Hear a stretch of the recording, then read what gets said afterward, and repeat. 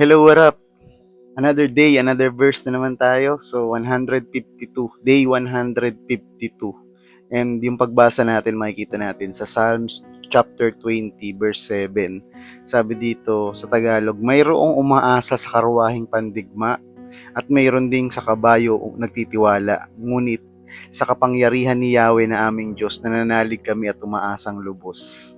Yung kapanahunan nila David, nila Haring David, yung mga chariots and mga horses, yung mga karwahe, mga kabakabayo nilang mga pandigma, yan yung nagsisimbolo ng isang kaharian is, matindi. Kumbaga, yung parang sa panahon natin ngayon, parang sa bawat bansa, kung sino yung maraming mga pandigmang eroplano, alam mo yan, mga barko, may mga ganong barkong pandigma, mga eroplano, mga tangke, yan, parang mga ganon. So, nung panahon nila, wala pa namang ganon. So, ang binibilang nila, either yung mga sundalo or yung mga kawal nila, saka yung mga chariots and horses, yung mga karwahe, saka mga kabayong pandigma. So, yun yung, pag ganon yung isang kaharian, talagang sure win, panalo ka. Pero dito sa verse na binasa natin, ang sabi kasi ni David, pero sa Diyos, si kay Yahweh, sa Panginoon na aming Diyos, or sa Panginoon nating Diyos, dun sila nagtitiwala. Alam mo yun ang magbibigay sa kanilang katagumpayan, hindi sa numbers, hindi sa chariots and horses, di ba? Kundi sa Panginoon. Pinapaalala sa atin ng verse na ito na ang tunay na katagumpayan, ang tunay na seguridad ay matatagpuan lamang sa ating Panginoong Diyos. Hindi sa mga bagay na meron tayo. Hindi sa mga possessions, alam mo yun, positions, or sa power, money, mga ganyan. Hindi dyan, kundi sa Diyos tayo dapat umaasa. Yung iba sa atin, kapag maganda yung trabaho, malaki yung sweldo, di ba? Yan, dun yun yung pakiramdam nila na secured sila. Na parang, pag marami silang pera sa bangko, ganun. Yan, secured sila. Ano pa, pag yung talented ka, halimbawa, sikat na artista, ganyan, or maraming tagasunod, maimpluwensya ka, something like that, or may kapit kang politiko, mga ganyan. So, kumbaga malakas yung kapit mo. Parang sa panahon na yun yung parang nag-aano sa atin, nagsisignify na chariots and horses. Pero sa katotohanan, sa isang iglap, magugulat na lang tayo, maaaring mawala ang isang bagay na pinangahawakan natin. Alam mo yun?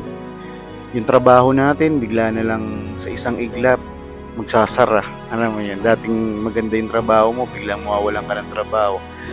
Dating, kumbaga, ang lusog-lusog mo, biglang magkakasakit ka, biglang, alam mo yun, mawawala na agad. So, dating sikat, biglang nalaos na, no? Dating ang daming ari-arian, biglang nawala. So, lahat ng mga bagay dito sa mundo temporal talaga, including yung may mga taong magsasabi sa iyo na hindi ka iiwan hanggang uli, pero iiwan ka rin, di ba? Merong mga taong meron kang kinakapitan ng mga tao na sasabihin sa iyo na nakakapit ka sa matatag, alam mo yun. Merong mga companies, ganyan. So, anything na parang nagpapalakas ng loob mo, nagbibigay sa'yo ng seguridad or assurance na hindi ka nila iiwan. Sa isang iglap talaga, kayang mawala or kayang biguin ka ng mga pangakong napako, di ba? Yung mga presidente, yung mga government officials, di ba? Yung mga pinuno ng ating bayan, di ba? Na parang sa botohan, mga ngako ng kung ano ng mga gandang salita na asenso ang ating bayan, alam mo yun, kung ano ng mga matatamis na pangako, pero pagdating na ng totoong buhay na nakaupo na sila, wala na, itchapera na tayo.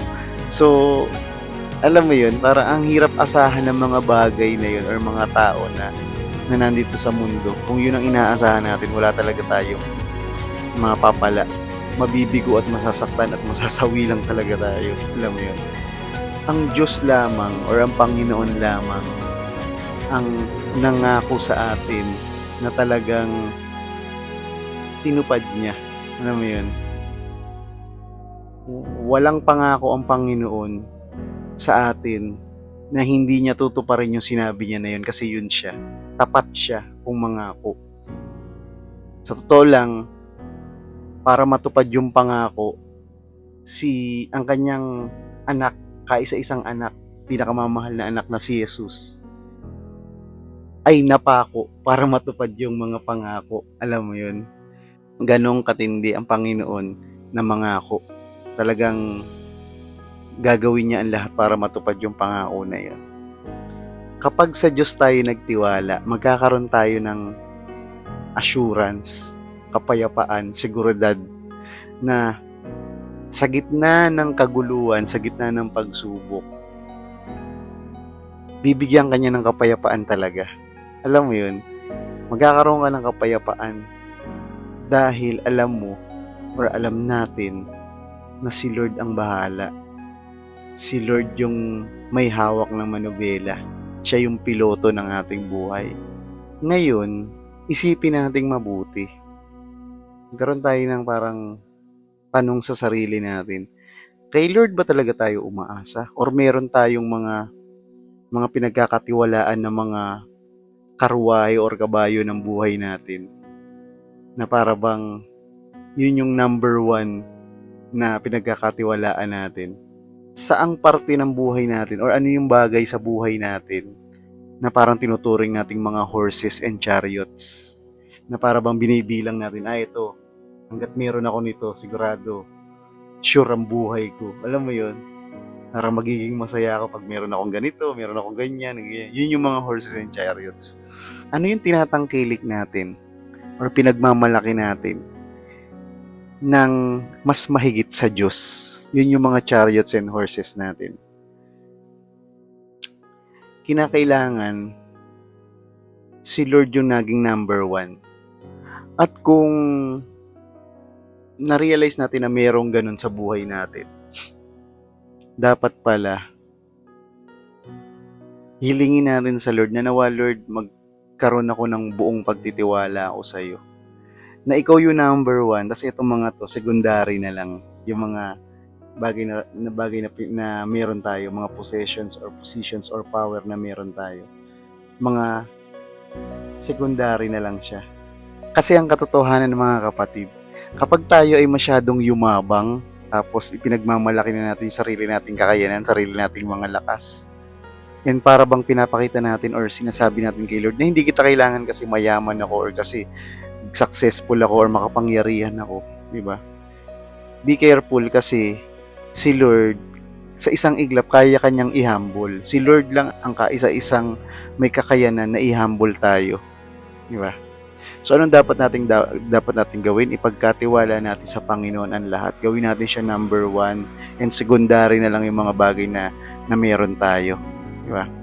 So God bless everyone and nawa ay patuloy nating palaganapin ang salita ng Panginoon dito sa mundo.